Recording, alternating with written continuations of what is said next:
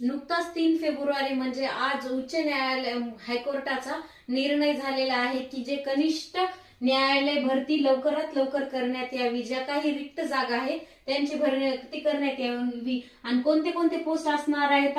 जिल्हा न्यायाधीश म्हणजे जज या पदाच्या जागा असणार आहेत, दिवाणी न्यायाधीश, दंड अधिकारी व इतर न्यायिक अधिकारी म्हणून ह्या पोस्ट असणार आहेत. तर मग याच्या किती जागा आहेत?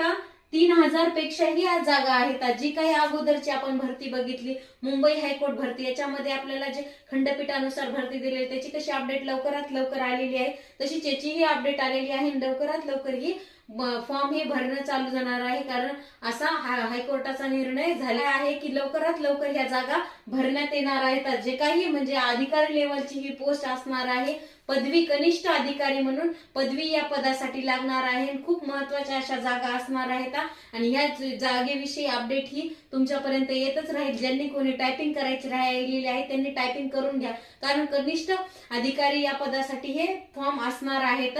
तर अशा पद्धतीची माहितीपूर्ण व्हिडिओ बघण्यासाठी नक्की चॅनलला सबस्क्राईब